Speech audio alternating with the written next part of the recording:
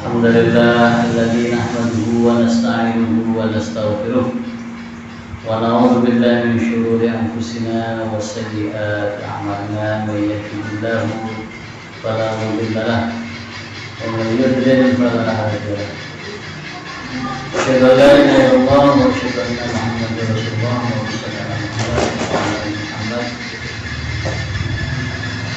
Kita masih melanjutkan bab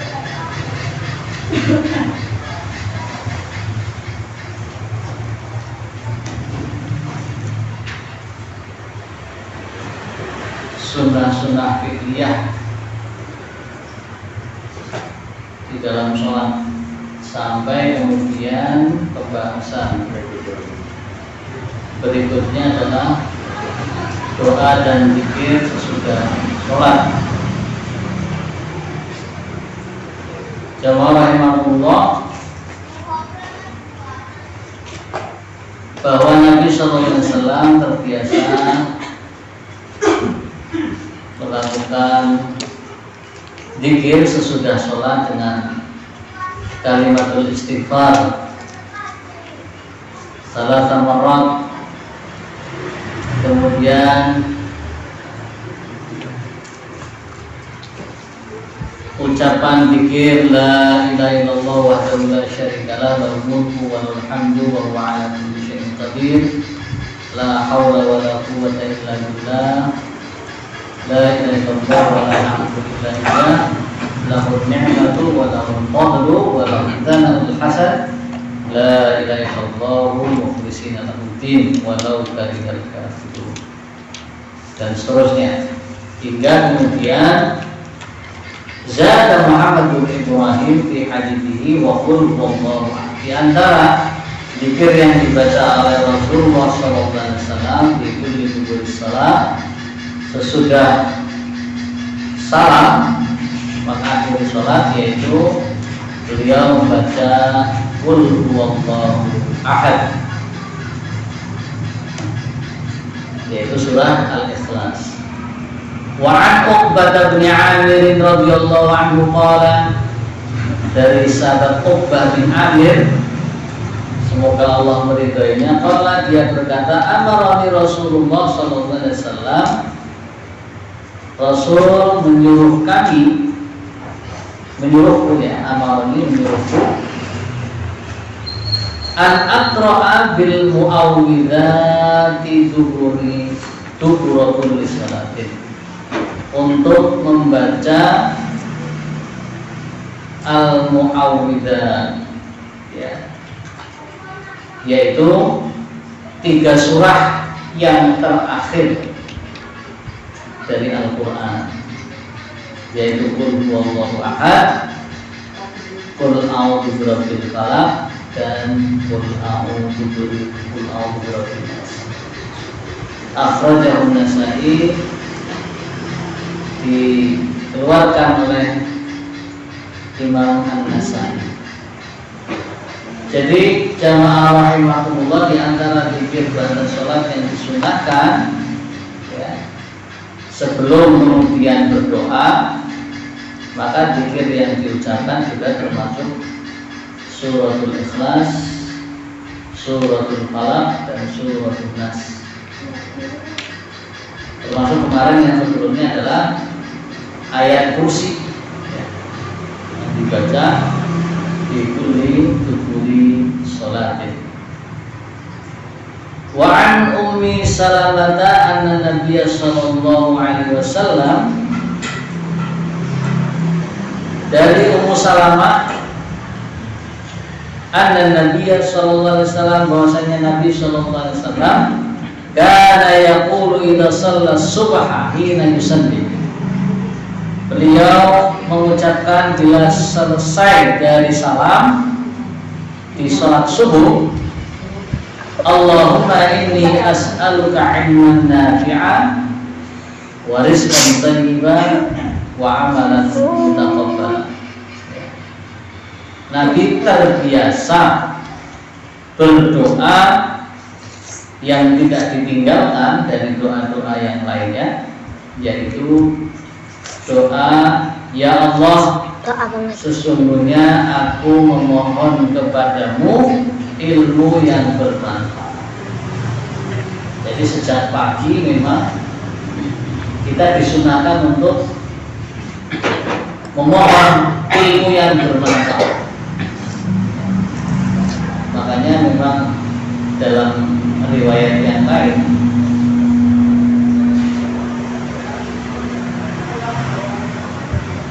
fadlul alimi abidi, keutamaan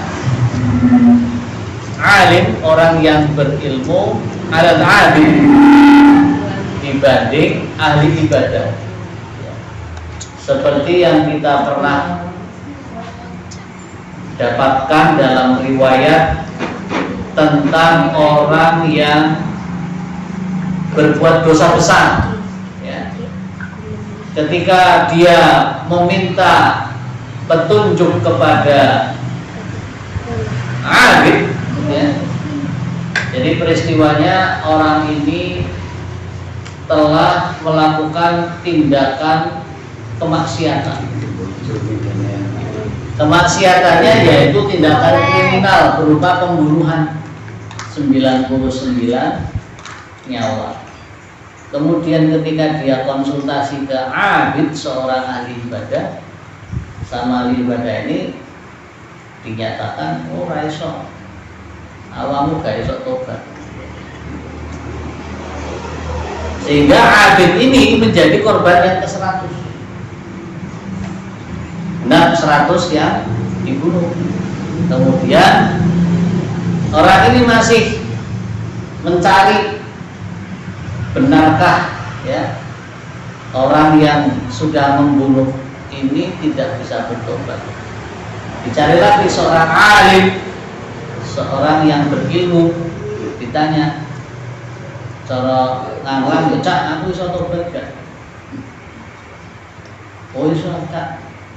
Nah, akhirnya kemudian ditunjukkan ke desa sebelah.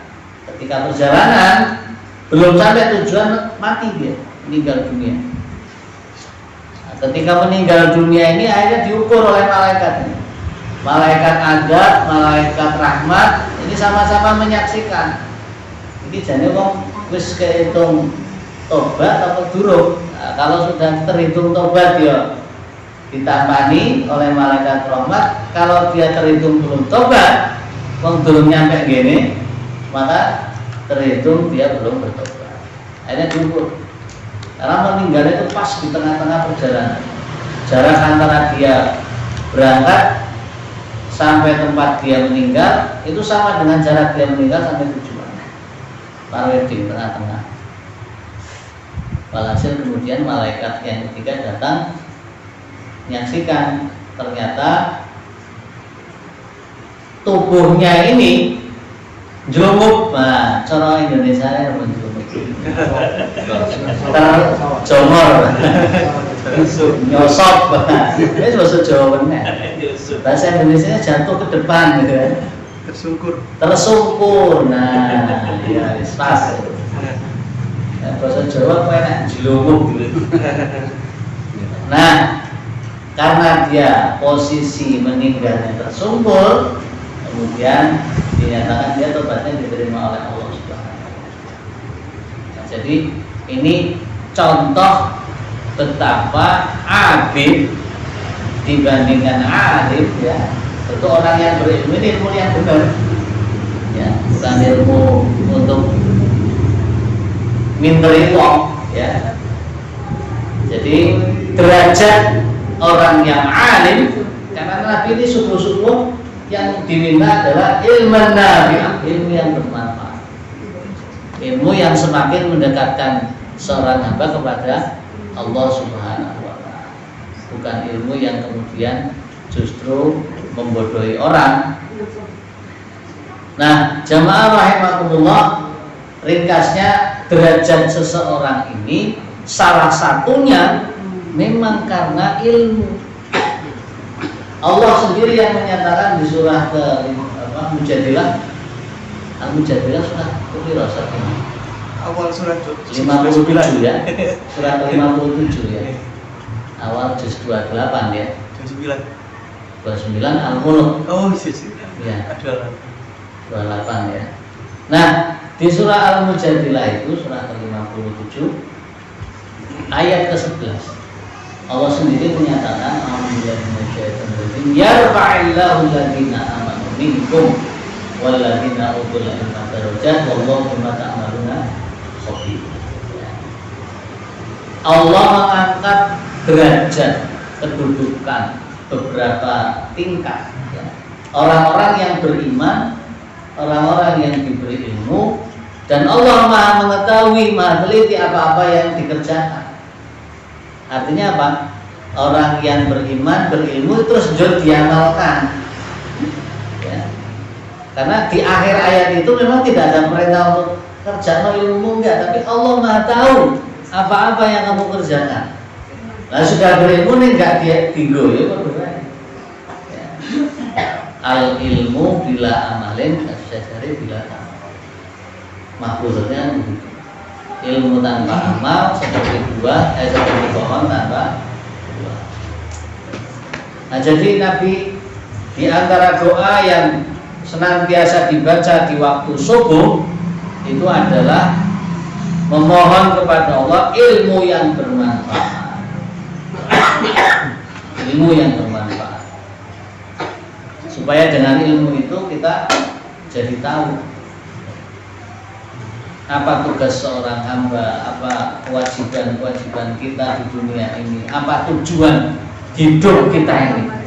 Jangan-jangan kita nggak ngerti tujuan hidup. Ya, kalau saya tadi lewat papasan dengan anak-anak yang mungkin terkumpulan ratus, kira-kira anak mana itu? Kan kita kasihan ya.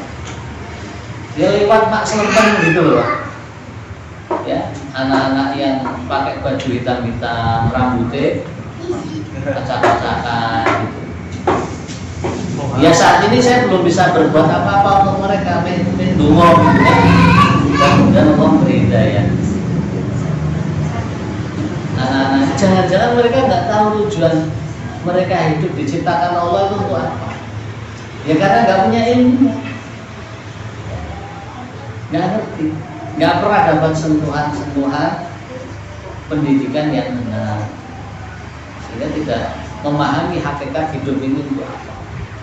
Sehingga ya pekerjaan itu mereka ya sesuai dengan keinginan dirinya masing-masing, ingin ngalor dan ngalor, itu ratus ya karpu dewe.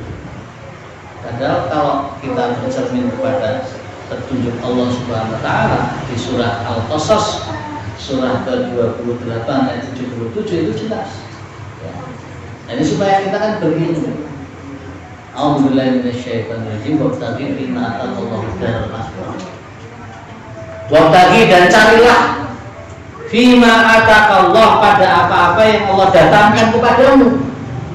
Allah datangkan kepada kita apa? Ya semua. Allah datangkan hidup, Allah datangkan sehat, Allah datangkan tangan, mata, mulut, hidung, dan seterusnya. Allah datangkan itu semua. Dan carilah pada apa-apa yang Allah datangkan padamu, apa yang harus dicari? Darul akhirah. Itu kan ilmu. Nah kalau orang nggak punya ilmu, dia seakan aku boleh dunia, malah boleh dunia, toh. Isu sore awan bengi urusannya dunia. Karena tidak punya ilmu. Padahal perintah Allah jelas. Carilah pada apa-apa yang Allah anugerahkan kepadamu, yang Allah datangkan kepadamu, darul akhirah, rumah akhirat. Meski demikian, wala tansa nasibaka minad dunia. Ojo lali bagianmu di dunia. Artinya boleh menikmati dunia ini, tapi yang utama perintah Allah yang boleh omah di akhirat. Nah ini lagi jadi ilmu nafi'an, ilmu yang bermanfaat. Jadi kita kerja banding tulang pagi, sore, siang, malam kata anak, ya, kemeringat, adus keringet, banting belum gitu ya. Padahal nggak pernah bandingin dulu, malah Pak, udah gitu ya, kurang boleh ngomongin dulu. Benar-benar banding dulu apa ini? Menodori belum. Iya, banding dulu betul, nggak cukup dibanding kok, harus diprodori. Mutilasi Pak, cemil. Ya, nah, jadi itu. Ilman nafi'an, memang betul Nabi menekankan ilman nafi'an. Supaya kita ini hidup itu bukan sekedar hidup. Kalau urip syukur urip ya bebek itu ya urip. Nyosor. Ya. Ya artinya makan gitu. Kalau hidup sekedar hidup babi ya urip. Kalau hidup hanya sekedar untuk makan ya babi ya makan. Monyet ya makan. Apalagi kita ya mana ya. Kalau hidup sekedar hidup, makan, dan seterusnya. Tapi ternyata Allah tidak menggariskan manusia hanya sekedar untuk makan, minum, tidur, ya, dodolan gitu. Enggak. Allah menjadikan kehidupan ini untuk mencari rumah. Meskipun saya lagi, ya jangan lupa bagian dari dunia. Sehingga dunia ini disadari atau tidak disadari hanya sekedar untuk sarana meraih rumah yang sesungguhnya, yaitu rumah akhirat. Warizqan thayyiban, rizki yang baik. Saya ingat betul ketika ayah saya mantu pertama, kakak saya perempuan itu menikah tahun 94. Di sela-sela setelah pernikahan, ayah saya itu menasihati, dan itu nasihat itu sampai sekarang saya ingat. Waktu itu saya kelas 3 SMP kalau nggak salah ya, tahun 94 atau kelas 1 SMA. Pesan ayah saya itu yang membekas betul adalah jangan memasukkan barang haram ke rumah. Saya kira ini representasi dari rizqan thayyiban, boleh rezeki sing apik-apik ae. Jangan memasukkan barang yang haram ke rumah. Ya, nyumpekin nanti. Ya, karena bercampurnya barang yang haram, Allah nggak ridho, pasti akan ada konsekuensinya. Ya. Jadi kalau kemudian ada sesuatu yang bukan hak kita, itu akan berarti ada kedoliman juga. Sementara kedoliman kata Rasulullah SAW, "Dzulmu dzulmatun yaumil qiyamah." Kedoliman itu satu nilai di hadis itu kan abdul, satu kedoliman. Dzulmatun bisa menjadi kegelapan yang berlapis-lapis. Karena boleh jadi kedoliman yang kita lakukan itu akan berdampak tidak hanya satu orang saja yang terdolimi, bisa jadi berikut-berikutnya ada orang yang terdolimi gara-gara kita berbuat ini. Apalagi yang tukang ngetok undang-undang, itu akan banyak lapisan yang terdolimi. Bikin aturan, gitu ya, ketok palu, undang-undang omnibus law, banyak itu orang yang akan terimbas dari kedoliman undang-undang yang dibuat dengan cara yang tidak memenuhi unsur-unsur keadilan. Karena hak diantaranya yang karyawan mesti ngerti. Hak karyawan itu kan akan dimakan. Ya, sangon, ya, dan seterusnya akan menjadi dampak langsung dirasakan oleh mereka. Belum lagi dampak kepada keluarganya. Gara-gara undang-undang omnibus law itu akan berdampak kepada kehidupan keluarga. Wa amalan mutaqabbalan, dan kemudian meminta kepada Allah amal yang diterima. Karena sesungguhnya diterimanya amal itu dengan ketentuan ikhlas karena Allah, dan yang kedua mutaba'atul Rasul sallallahu alaihi wasallam. Ya.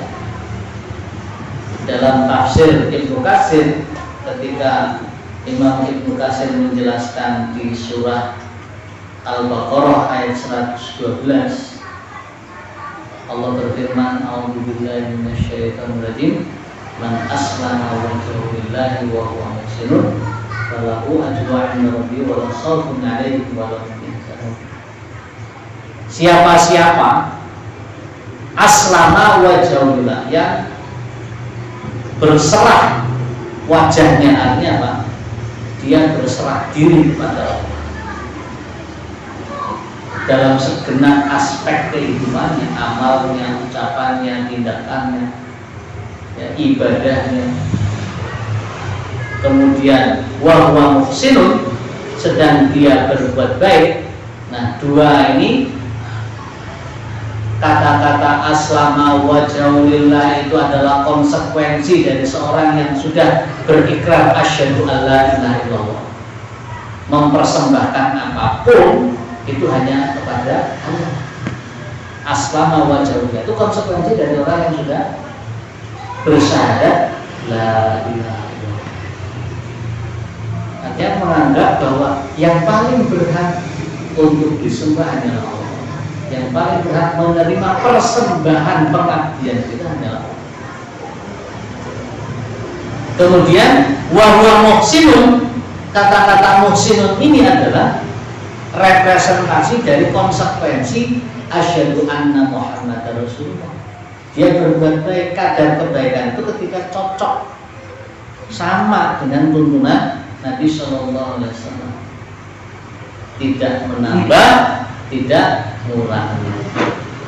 Sebab kalau beramal dengan sesuatu yang tidak ada perintahnya dari Nabi, kata Nabi SAW, man amila amalan laisa alaihi amruna fahuwa. Siapa yang beramal yang tidak ada perintahnya dari kami, maka amalnya tertolak. Nah, jadi kan garisnya jelas, amal mutaqabbalan dari wa amalan mutaqabbala, amal yang diterima oleh Allah. Demikian juga tafsir di surah Al-Kahfi ayat terakhir, ya. Qul innama ana basyarun mithlukum yuha ilayya faman kana yarju liqa'a rabbih, ya. Faman kana yarju liqa'a rabbih, terus falyamal amalan shalihan wala yusyrik bi ibadati rabbih. Cuman di redaksi surah Al-Kahfi ini falyamal amalan shalihan wala yusyrik bi ibadati rabbih, ini dibalik, ya. Amalan sholihan ini ya seperti amal yang wa muhsinun tadi di surah Al-Baqarah 112. Amal sholih itu amal yang muhsin, amal yang cocok dengan tuntunan Nabi Muhammad. Wala yusyrik itu maknanya adalah aslama wajhahu lillah tadi, tidak menduakan Allah dalam hal ibadah, dalam hal doa, dalam hal persembahan, dalam hal kecintaan. Jadi menetapkan, menafikan tidak ada yang berhak disembah, tidak ada Rob, tidak ada sesembahan yang sebenarnya kecuali hanya Allah. Wala yusyrik bi ibadati rabbih. Itu konsekuensinya dari syahadat la ilaha illallah dan syahadat anna Muhammadar Rasul. Amalan mutaqabbalannya itu kan. Jadi ringkasnya ketiga-tiganya ini menjadi kesatuan yang diharapkannya akan menjadi thayyiban nafsi, jiwa yang baik, kata Nabi SAW. Karena pagi hari itu kata Nabi, orang yang thayyiban nafsi, jiwanya yang baik, ya. Kemudian thayyiban nafsi nasyitah, asbahat nasyiqan thayyiban nafs. Paginya itu dipenuhi dengan semangat dan jiwanya baik. Dan doa ini diantara sama jiwa penuh dengan semangat, jiwanya baik. Itu urutannya ya. Sebelum subuh di waktu sahur itu mustahirin, orang-orang yang berada di waktu sahur itu, kata Allah Subhanahu wa taala, alhamdulillah minasyaitonir wa bil ashari hum yastaghfirun. Orang-orang yang di waktu sahur itu adalah orang-orang yang banyak memohon ampunan kepada Allah. Sakwatin jenengan. Waktu sahur itu gunakan untuk meminta ampunan kepada Allah Subhanahu wa taala. Wahata kurang 5 menit adzan subuh, gunakan itu 5 menit buat istighfar. Ya, kalau lagi koper sambil godok seger apalah di dapur itu persiapan buat sarapan kayak apa. Atau yang mau puasa sahur itu. Karena di antaranya Nabi mengatakan sahur, ya, bersahurlah kata Nabi sahur barokah. Dan waktu sahur itu penuh dengan ziyadah dari mereka. Jadi di antaranya orang-orang yang berada di waktu sahur itu untuk mendapatkan keberkahan. Bahkan dalam hadis yang lain dikatakan wal malaikatu tusalluna 'alal mustahirin. Malaikat itu berselawat kepada orang-orang yang sahur. Apalagi dia menunaikan ibadah sahur, lalu dia juga memohon ampunan kepada Allah sebagai cerminan dari orang yang tadi dikatakan wabil ashari hum yastaghfirun. Waktu sahur ini luar biasa sehingga asbahat nasyiqan, masuk waktu pagi itu dengan penuh semangat, ya, thayyiban nafs, jiwanya baik, nggak kemerungsung, masih anak afat ribet, sing diurung adus, sing diurung tangi, wah macam-macam guys. Tapi bisa tenang itu, masuk waktu pagi nggak merungsung, tetap bisa mengatur ritme, dikendalikan oleh Allah Subhanahu wa taala. Ya, manut diatur gampang. Ya, diarahkan mandi, diarahkan sarapan, diarahkan itu. Ya karena diurut dari sahur. Ya, minta kepada Allah memang untuk thayyiban nafsi, jiwanya baik. Ya walaupun karena belibet, tapi jiwanya tenang gitu loh. Dibuat Jangan bisa cek nanti kalau malamnya kita itu urut-urutannya cetol gitu ya. Dan kalau pertama ya Allah Subhanahu wa taala, kemudian berwudu, sholat, ya paginya itu resep gitu. Itu resep dari Nabi SAW, bukan resep saya. Aku cerita. Dengan percaya mondok, nggak percaya apa-apa. Karena kita yang butuh petunjuk Nabi SAW, bukan yang lain. Kita yang butuh. Nabi malah butuh kita. Allah juga butuh kita. Cuma Nabi itu menggambarkan dirinya, perumpamaan aku dengan kalian itu seperti orang yang menyalakan api. Orang yang menyalakan api, ada api, lalu larut-larut, ada kupu-kupu, serangga-serangga itu mendekat ke sumber cahaya itu. Padahal cahaya itu akan membakar. Nabi menghalau, cecek geni, ditarik, tapi kamu maksa saja untuk mendekat ke api. Nah, barang petunjuk Nabi itu sudah kurang-kurang diberikan petunjuk, tapi orang emosinya ya, nggak mau mengikuti petunjuk Nabi SAW. Yang maunya jadi geni, ya terbakar. Jamaah rahimakumullah, jadi gitu ya, sedikit tambahan tentang bagaimana upaya diri kita ya sesuai dengan petunjuk Nabi SAW ini tentang bacaan yang khususnya tidak Nabi tinggalkan di waktu sholat setelah sholat subuh. Allahumma inni as'aluka ilman nafi'an wa rizqan thayyiban wa amalan mutaqabbal. Berikutnya beberapa tindakan yang dimakruhkan dalam sholat. An Mu'ayyib anna Nabi sallallahu alaihi wasallam qala bil rajuli yusawwi at-turaba haitsu yasjud. Qala in kunta fa'ilan fa wahidatan. Nabi tentang orang yang meratakan tanah tempat sujudnya. Ya karena kita sudah rotor, jadi mungkin tidak pernah ada masalah. Tapi zaman Nabi lantainya itu langsung tanah, permukaannya berigul-berigul, tidak rotor. Maka Nabi mengatakan ketika hendak sujud dia meratakan ya, tempat sujudnya. In kunta fa'ilan, kalau kamu terpaksa melakukan wahidatan, sekali saja. Ojo dibaleni.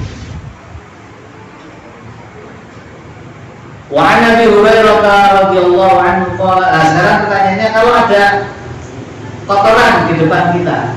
Nah, ya. Ya sama.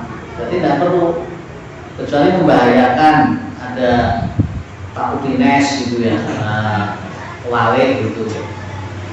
Jadi itu membahayakan kita. Ini unsur yang sewajarnya, kalau sekedar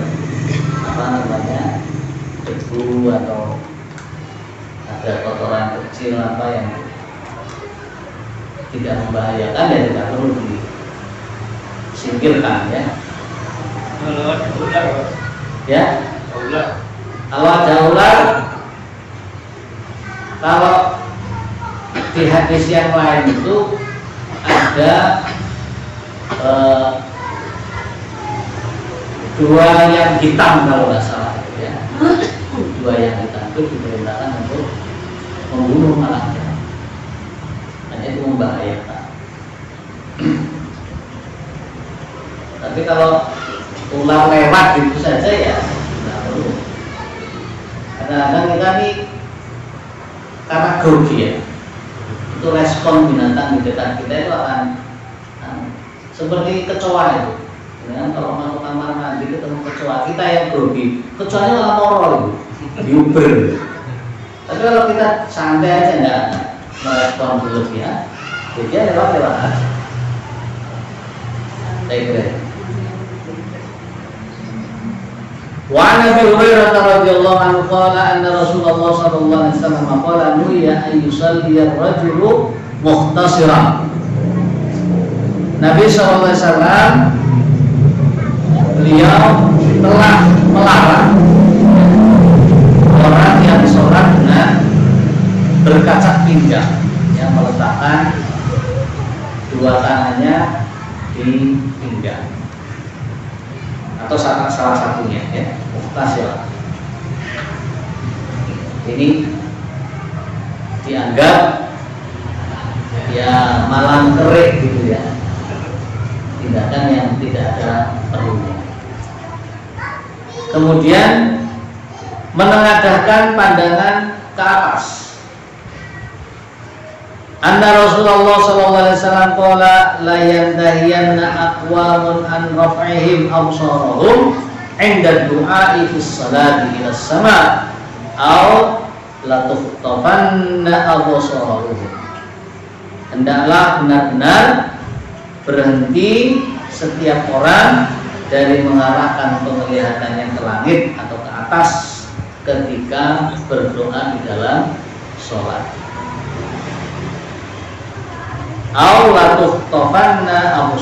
Atau penglihatan mereka benar-benar akan disambar petir, kena sakit atau lain sebagainya.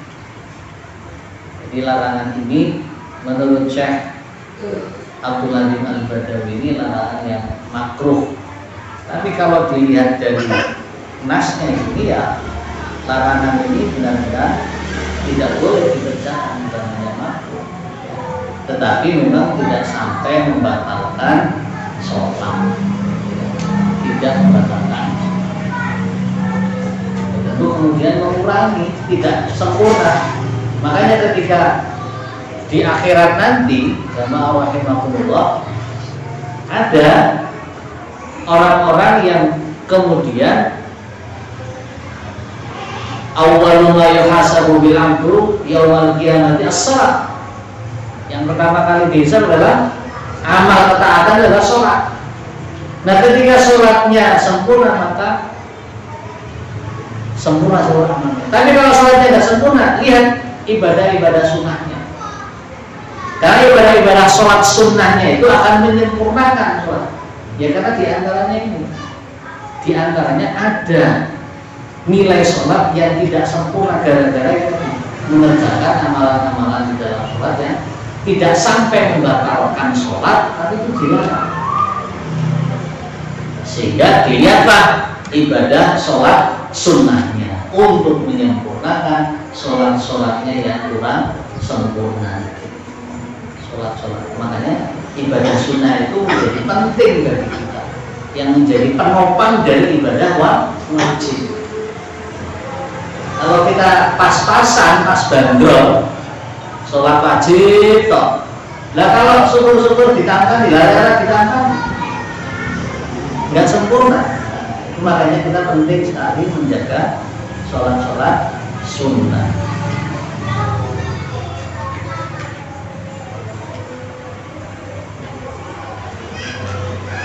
Wa Aisyah radhiyallahu anha qalat sa'altu Rasulullah sallallahu alaihi wasallam al-iltifat fi shalah wa ikhtilasun yahtalisu syaitan min salatil 'abdi. Aisyah pernah bertanya tentang iltifat, ya, penipuan atau pencopetan yang dilakukan setan, yaitu ketika menolak sholatnya itu tolak. Dulu yang pernah saya sampaikan di awal-awal pembahasan sholat itu, memang pada awalnya itu para sahabat ngobrol ketika sholat, ya, sebelum kemudian dilarang oleh Rasulullah SAW ketika sholat itu tidak boleh tercampur antara omongan dengan doa. Nah, ini masih ke bawah rupanya. Maka Aisyah bertanya, anil iltifati bis shalah, gimana ada orang yang tolak-tolak ketika sholat? Huwa ikhtilasun yahtalisu syaitan. Itu adalah penipuan atau pencopetan yang dilakukan oleh syaitan yang mengganggu seorang hamba dari sholat.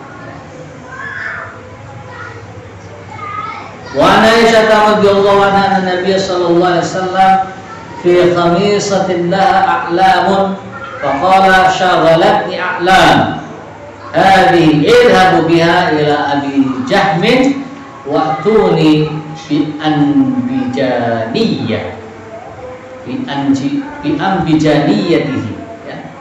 Ini terkait dengan pemandangan di hadapan kita yang bisa mengganggu. Makanya saya pernah sholat di Banyuwangi itu, di masjid rumah sakit Yasmin. Itu tertib. Jadi imamnya sudah berdiri depan, sawu suku vakum, terus di belakang itu ada petugas yang noto gitu. Sampai komite itu dicekel, Pak. Lanjut Pak. Karena nggak roto itu, karena di orangnya itu menunduk, Pak, saya roto. Kemudian satu lagi, yaitu pakaian ketika ada yang bergambar atau ada bertuliskan. Di samping disediakan rompi, ya. Kalau nggak ada rompinya, nggak ada, habis misalkan, suruh mundur itu, sampai sopan di belakang aja, supaya nggak mengganggu orang di belakang tenda. Lah di masjid liane pinggir embong, sholatlah di situ. Di depan gambar wong wedok lah, terus ini kaosan, sholat Jumat ini. kaosan gambar wong wedok, menurut saya kelihatan auratnya itu setengah, ya, belahan dadanya itu astagfirullahaladzim. Ya, gara-gara ngantuk itu, Pak.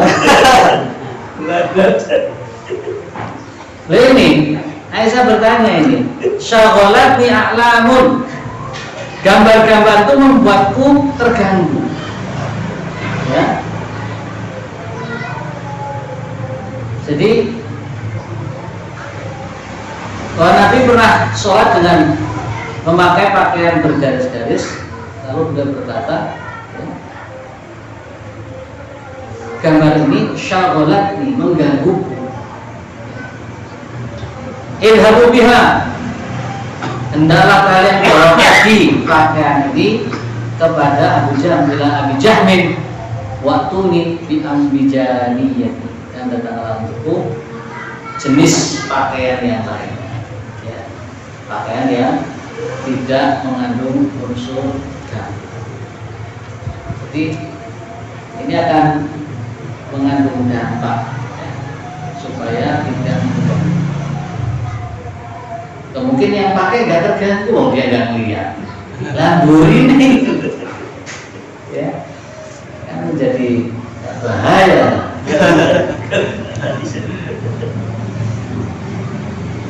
Demikian jamaah rahimahullah, mungkin ada yang mau ditanyakan sampai lali dia mau ini apa lagi.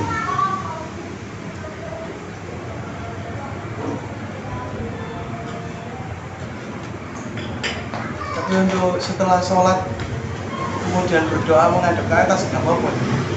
Di luar Ya. sholat. Di luar sholat tidak ada masalah. Seperti sholat istisqa. Ya, ini yang tadi kita lakukan adalah amal-amal yang dipanggulkan ketika masih dalam keadaan sholat. Dari beberapa riwayat ini kan ada yang kalimatnya sedikit berbeda.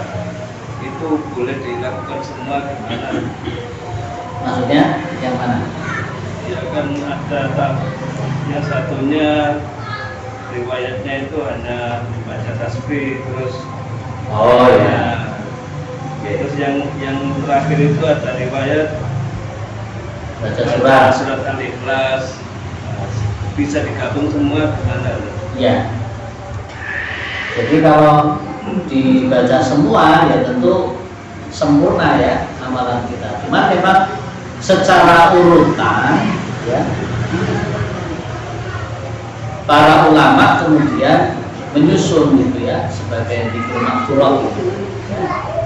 Yang paling pertama dilakukan adalah istighfar itu yang paling populer itu ya. Meskipun ada ulama yang lain saya baca ya, ada yang mengucapkan tahmid alhamdulillah dulu. Alhamdulillah kemudian baru istighfar. Tapi yang para ulama hampir semuanya itu sepakat itu adalah istighfar. Kemudian tasbih 33 kali, kemudian tahmid ya 33 kali, kemudian takbir 33 kali, kemudian diakhiri dengan la ilaha illallah. Lalu membaca ayat kursi. Kemudian zikir berikutnya itu tadi al-mu'awwidzat ya dan seterusnya. Baru kemudian berdoa. Doa dengan membaca hamdalah, lalu bersalawat kepada Rasul Sallallahu Alaihi Wasallam. Karena memang Allah Subhanahu Wa Taala yang mengajarkan itu salawat kepada Nabi. Innallaha wa malaikatahu yusholluna 'alan nabi ya ayyuhalladzina amanu shollu 'alaihi wasallam. Ini kan jadi Allah sendiri yang bersalawat kepada Nabi, malaikat bersalawat, lalu menyuruh orang-orang beriman untuk bersalawat kepada Nabi. Sementara salawat itu kandungannya adalah ya su'alu ilallahi anir rahmah wal maghfirah. permohonan kepada Allah untuk melimpahkan rahmat dan ampun. Sholat baru kemudian doa-doa yang maktur yang lain yang kita sesuai dengan hajat. Termasuk yang hari-hari ini doa kepada saudara-saudara kita di Palestina. Ini sudah hari ke berapa? 15 kalau nggak salah ya. Dari tanggal 7 Oktober sekarang tanggal 22, sudah 15 hari. Menurut statistik ya dari narasumber jurnalis Indonesia yang ada di Gaza, yaitu Muhammad Hussein Gaza itu, dalam tempo yang 7 hari yang lalu ya, statistik bom yang diluncurkan oleh Israel itu sama dengan serangan 1 bulan di tahun 2013 kalau nggak. Jadi ini lebih banyak ya. Lebih banyak apa namanya, tapi jangan berpikir bahwa apa namanya Israel juga tidak mengalami kerugian ya, karena Hamas dalam hal ini juga memiliki strategi yang luar biasa. Dan berita yang juga sampai kepada kita, mereka ini sudah mempersiapkan 3 tahun yang lalu. Orang-orang Hamas ini dalam mempersiapkan serangan ini, karena mereka sudah semakin Zionis itu semakin kejam ya, brutal ya kan. Yang paling utama bagi kita sebagai seorang muslim yang tidak berada pada situasi itu, pesan Nabi SAW adalah masalul muslimi ya fi tawadihim wa tarahumihim wa ta'atufihim. Perumpamaan seorang muslim dalam hal persahabatan, persaudaraan, kepedulian itu kal jasad, seperti satu tubuh ya. Ini persoalannya. Jadi narasi orang yang berusaha melemahkan apa namanya semangat kepedulian kepada saudara-saudara kita di Palestina, ada yang membuat narasi sehingga orang mikir-mikir mau membantu itu tidak perlu, abaikan. Karena Nabi sudah mewasiatkan saudara-saudara kalian dimanapun berada, dalam soal kepedulian, dalam soal persahabatan, pertemanan, itu seperti satu tubuh. Kalau ada idza shtaka udhun, ada satu saja anggota tubuh yang sakit, maka ada sa'irul jasad, maka seluruh tubuhnya akan merasakan sakit ya. Bisahari wal humma, susah tidur dan demam ya, dengan jempolan sikil cantang jam sing loro di sangat loro ya. Begitulah itu ya, seorang itu ibaratnya saudara-saudara kita di Palestina itu jempolan sikil gitu ya, yang sakit lah. Seluruh tubuh kita merasakan demam, susah tidur, cepot ya. Tadi siang cepot ya nggak enak, ngajar ya nggak tenang ya. Akhirnya kamu tadi siang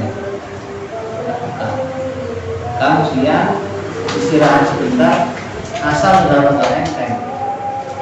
Tadi jawab Najib jadi rada-rada iyo keyakinan apa jawabnya mas waalaikumsalam, terus ada dia waalaikumsalam berkat terus bisa cekot ini. Ada dia ketemu solusi sekarang itu tuh bekal ya, saya tahu. Nah kan jamaah rahimahullah mungkin dibalik sehat dan dalam keadaan lindungan Allah Subhanahu wa taala bagi kita dan bagi saudara-saudara manapun mereka berada. Rasul ikhwan dan muslimin di Gaza wa mansurhum, ikhwan dan muslimin di Palestina, insyaallah kita berdoa ya amin. Subhanallah wa bihamdihi wassalamu ala mursalin walhamdulillahi rabbil alamin. Assalamualaikum warahmatullahi